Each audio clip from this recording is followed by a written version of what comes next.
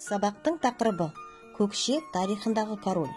Көкше перзенттерінің бірі Дархан Дарын иесі драматург жазушы Шахмет Құсайыновтың туғанына 115 жыл. Сабақтың мақсаты тыңдаушыларға Шахмет Құсайынов туралы, оның өмірі мен шығармашылығы туралы ақпарат беру, олардың өнер адамдары туралы білімдерін кеңейту, тыңдаушыларды еңбексүйгіш болуға, еліне адал қызмет етуге тәрбиелеу.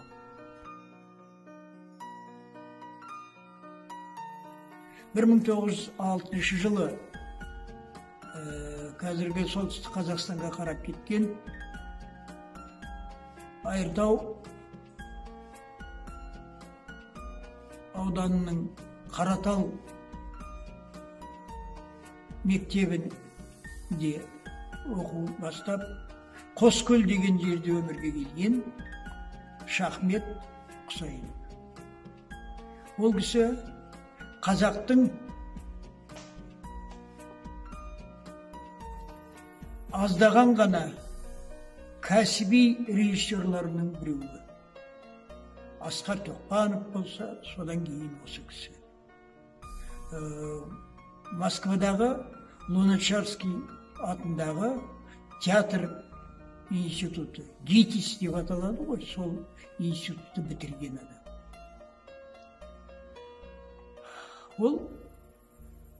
Оның өскен ортасы осы сал серілердің мекені.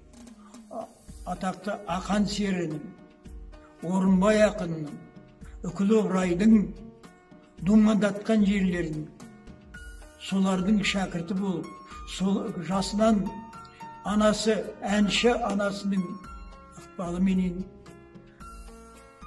сері болған Шахмет өнерге бармайтын әдісі жоқ.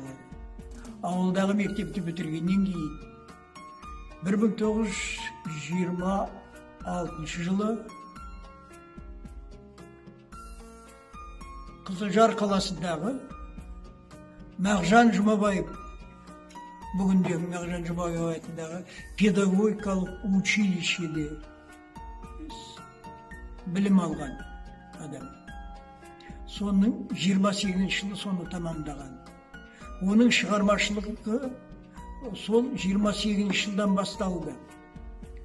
Өздерінің Покуц деген ұстазының талабыменен олар қойылым қойып, сол қойылымы 1928 жылы қойылымы Москвада қойылды. Студент жастар Москваға барып қойды.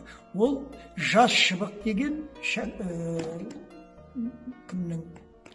Шахмет Құсайыновтың алғашқы драмасы. Содан кейін ол 5 киносценарий жазды. 40-тан астам драмалық шығармалар жазды. Олардың негізі біздің Көкше өңірінің арналған. Сол жасынан өнерді сүйген Шахмет, әсіресе 30 жылдардағы Үкілі Ыбырайдың тағдырына араласқан адам. Үкілі Ыбырай НКВД-нің құрығынан қашып тығылып жүрген кезінде бір ай Шахметтің үйінде шөптің арасында тығылып жатып, Шахмет соларға тамақ тасып тұрған Ыбырайға. Үкілі Ыбырай деген драма жазды. Ол Қазақстанның бүкіл театрларында қойылды десек қаталаспаймыз. Тағы бір айтатын жағдай, өзі өнерге бейім адам, өзінің үлкен, болашағынан үлкен үміт күткен баласы Көбей, қазақтың драм театрының белгілі әртістері Елубай Өмірзақов, Қалибек Қуанышбаевтар, Серке Қожамқұловтар алақана салып өсірген Көбей деген баласы. Қазақтың тіл білімдері институтының, ғылым академиясындағы тіл білімі институтының профессоры, ғылым докторы, тілші, ғалым көбей. Шешесі менен әкесінің қалған мұраларды кейінге жеткізіп жүрген сол. Шахметтен қалған әдеби мұра көп. Ол оның соңғы жылдары оның 5 жинағы басылып шықты. Соларда жазылған драмалардың барлығы. Негізгі тақырыбы біздің Көкшетау жері. Бүге шігесіне дейін зерттемей тұрып, ол шығарма жазбайды. Шығармашылығының барлығы өмірде болған уақиғаларға арналған. Енді Біләл Малдыбаев деген шәкірті ұзақ жылға дейін Қоскөл мектебінде, басқа жерлерде Шахмет Құсайыновты насихаттап жүрді. Осы біздің Зеренді ауданында мәдениет қайраткері болған Олжабай Нұрғалиев деген ұстаз болды.